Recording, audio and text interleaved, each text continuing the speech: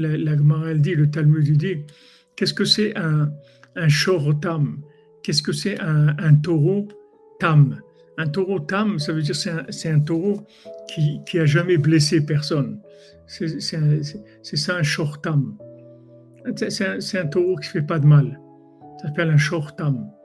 La Gemara, elle dit, qu'est-ce que c'est un shor tam? C'est que les enfants, ils peuvent jouer avec lui.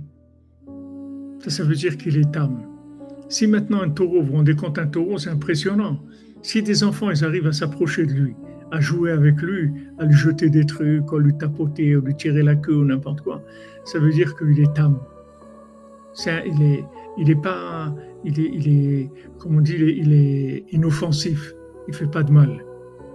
Alors, ça, vous verrez il y a des gens que les enfants, ils s'approchent pas d'eux. Ça, vous n'avez pas besoin de leur parler. Il y a des gens, quand des enfants ils arrivent, ils les regardent même pas, ils s'approchent pas d'eux, parce qu'ils voient que ces gens-là ils sont compliqués. C'est pas des gens d'approche. Et vous allez voir d'autres personnes qu'elles sont attirées, viennent tout de suite vers eux, comme s'ils les connaissaient ou autre, parce qu'ils sont faciles d'accès, ils sont simples.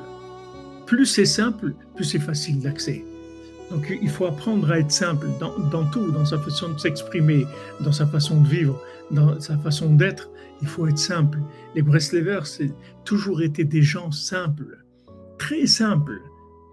Ça n'était pas en contradiction avec leur niveau d'érudition dans la Torah. C'est des gens, Auman, celui qui balayait la synagogue, il connaissait tout le Zohar par cœur. Et quand il balayait, il disait le Zohar. Il connaissait tout le Zohar par cœur. C'était un géant dans la Torah.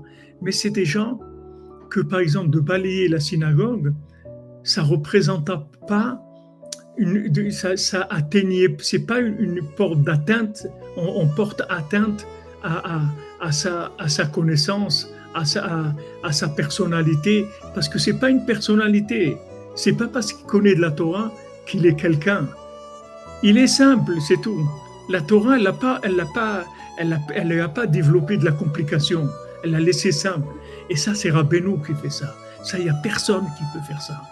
Vous ne trouverez pas des gens qui sont des niveaux d'érudition, comme il y avait ici des gens comme Rav Elchanan Spector à la Shalom que j'ai connu, des gens d'un niveau de Torah que c'était l'un des plus grands érudits de la génération, Rav Elchanan Spector. Le Chazon Ish, il lui donnait à corriger ses textes de Halacha, et c'est le seul que quand il lui donnait à corriger, il lui dit quand tu finis, tu donnes directement à l'imprimeur. Il n'y a personne qui corrigeait les textes du Chazon Ish, qui était un des plus grands, de la sommité de la génération d'avant, dans la Halacha. À tous ceux à qui il donnait à corriger, après les corrections, tu me ramènes, et il repassait les corrections de ses élèves. Rav Spector, non. Quand ils ont trouvé des écrits du Rashba, qui était un géant des anciennes générations, ils étaient abîmés, il manquait des mots, ils ont donné à Rav Elchanan Spector, c'est lui qui devinait les mots qui manquaient, qui corrigeait les écrits. C'était un géant dans la Torah. Mais jamais au monde, vous aurez imaginé que cet homme-là, il a cette Torah en lui. Jamais. Parce que c'était un homme simple. Simple. Il était facile d'accès. Il pouvait vous servir à boire, vous faire un café, vous recevoir avec un sourire quand vous arriviez à la synagogue. Shalom, des trucs.